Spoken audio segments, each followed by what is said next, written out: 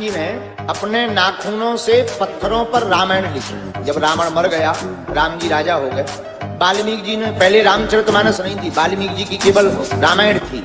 तो हनुमान जी के मन में आया कि हम तो 24 घंटा साथ रहे, तो बहुत से प्रसंग इन्होंने लिखे नहीं, उल्टे फुल्टे कर दिए, हम अपनी लिख करके दुनिया को बताएंगे कि राम जी कैसे।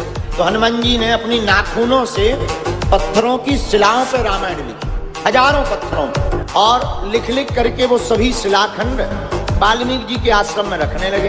क्योंकि भाई उस वक्त यही बहुत अच्छा पब्लिकेशन था, बुक स्टॉल इन्हीं की बढ़िया थी। तो वाल्मीकि जी बोले ये क्या है? हनुमान जी बोले ये रामायण है, आपने कुछ कुछ छोड़ दिया, हमने लिख दिया, अब ये हमारी रामायण है, हमने लिखी। वाल्मीकि जी ने हनुमान जी की रामायण पढ़ी, तो उन्हें पूरी रामायण पढ़ने के बाद ये पता चला कि जहां हनुमान जी की रामायण अगर प्रेषित हो गई और प्रचार हो गई, तो वाल्मीकि जी सोचने लगे हमारी रामायण को तो कोई पूछेगा नहीं, हमारी तो बहुत छोटे लेवल की है, इनकी तो बहुत गजबई है। तो वाल्मीकि जी ने एक दिन हनुमान जी के चरण पकड़ लिए। हनुमान जी बोले कहो। वाल्मीकि जी बोले महाराज पहले वरदान दो, वचन दो कि हम जो मांगे सो दोगे। हनुमान जी बोले हमने वचन दिया, मांगो। वाल्मीकि जी बोले सरकार जो ये आपकी राम कथा है इसे समुद्र में डुबा दो, ताकि हमारी ही एक अकेली पुस्तक जिंदा बची रहे, सो हम जिंदाबाद बने रहेंगे, कोई कंपटीशन में खड़ा नहीं होगा। अब हनुमान जी वचन दे चुके थे, वचन के पक्के, प्राण जाए पर वचन न जाई।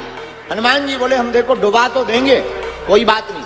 हनुमान जी ने बुरे मन से, मन तो नहीं था, लिखी बड़ी भाव चाव से थे, बड़े गिरे हुए मन से पूरी समुद्र में रामायण के शिलाखंड को डुबा दिया। लेकिन जैसे ही डुबाकर बाहर आए तो हनुमान जी ने श्राप दे दिया वाल्मीकि जी को, तुमने कलयुग के मनुष्यों जैसी हमारी रामायण से ईर्षा की, जाओ हम तुम्हें एक श्राप देते हैं, जो रामायण हमने लिखी थी यही रामायण लिखने के लिए तुम्हें कलयुग में पुनः जन्म लेना पड़ेगा। तो हमारी ही रामायण को लिखोगे, वही वाल्मीकि जी कलयुग में तुलसीदास बनकर के प्रकट है। और उन्हें भूल का एहसास हुआ, भूल हो गई। तब हनुमान जी ने कहा चिंता मत करो, तुम्हें जन्म तो लेना पड़ेगा कलयुग में, लेकिन तुम्हें माया बिल्कुल भी स्पर्श नहीं करेगी, हर पल हम तुम्हारे साथ रहेंगे। तो तुलसीदास जी का जब चरित्र पढ़ो तो पूरे चरित्र में ये पता लगता है कि इन्हें माया तो जकड़ती रही पर पकड़ती नहीं रही। माया जकड़ती तो रही पर पकड़ नहीं पाई।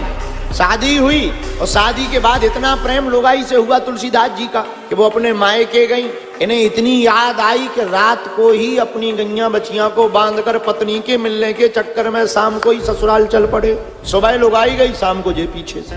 भयंकर बारिश का मौसम, पानी बरस रहा, नदियां उफान पर।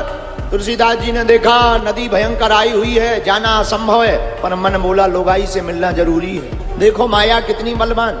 फिर क्या, आई हुई नदी में ही गोता मार दिया, जो होगा देखा जाएगा, जय सिया राम। कूद गए नदी में, डूबने लगे। भगवान की माया। एक बहता हुआ मुर्दा जा रहा था, लकड़ी समझ करके तुलसीदास जी बैठे हैं मुर्दे पे।